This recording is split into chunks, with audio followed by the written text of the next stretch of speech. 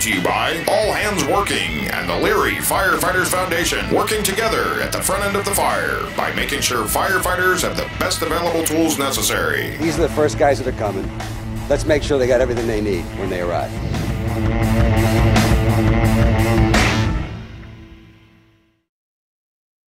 911 number 22. Where is your emergency? 55 Blue Mountain Village. And what's your name? My name's Tom. All right, Tom, what's the emergency there? My neighbor's house is on fire. Okay, you actually see flames from there?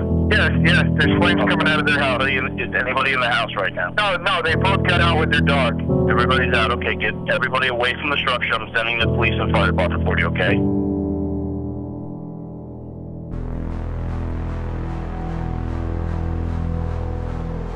When we first got on scene, we initially had problems with radio communications finding out who was going to be the first engine in, because when we were en route, they were calling for the first engine in to hit a water supply. So we didn't know if we were first engine in or not, because we couldn't get on the radio for communications because it just was chaos. Are we hooked in? All right, listen to your radio, I'm going up top.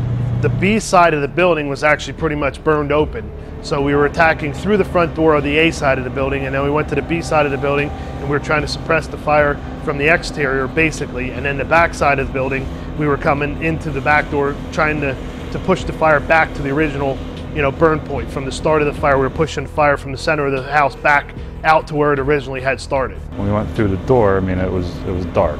It was smoky. We did a right-hand search, felt a door, knowing that we had to go to the left because that's where the fire was. And we gained access to the door, and it was dark. So we just started working our way towards the orange glow, and then once we started flowing water and got the smoke out of the room, more or less, started ventilation, that's when we realized that the kitchen was on fire all around us, which was pretty intense.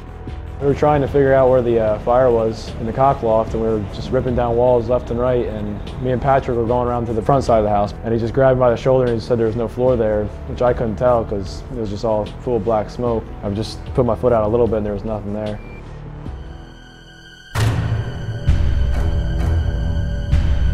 It was a very tough fire to fight because it was a modular home and it had like a foot of open area that was in the top of it. It had insulation and all kinds of stuff, and then once it burned into that area, it made it hard to get it. We had to basically rip the whole ceiling and everything down to get that area, because once it extended into the roof rafters, in the area in between the roof rafters, it wasn't through the top and it wasn't through the bottom, it was burning in between. So we had to pull everything apart and pretty much got the whole inside to clean it up so we could make sure we had the fire suppression.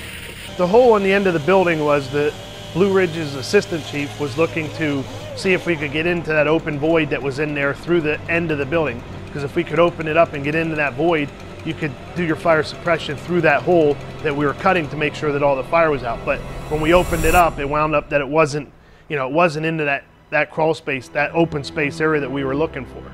So it didn't really help us out on that end. But normally you would cut a hole like that to get ventilation and to get into an area if you can't get to it with, without cutting a hole through the roof or cutting through the ceiling.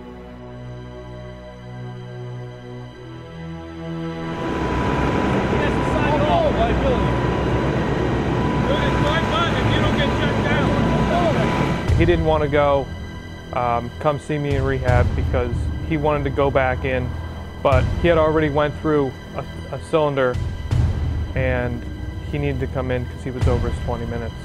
Many firemen don't want to stop for rehab. They just want to go, go, go until it hits them hard and then they're down. Sometimes you just got to stop them and say, listen, you're here. We need to take care of you first. Your health is more important. Are you ready to challenge yourself as a firefighter? I'm Trey Thomas from the Philadelphia Eagles. Join 7 Deuce Sports on August 18th for our firefighters competition with All Hands Working. Also sponsored by the Leary FireFighters Foundation, Jim Source, Zymex International, EAS Sports Nutrition, and Body Armor Super Drink. For more information, go to allhandsworking.org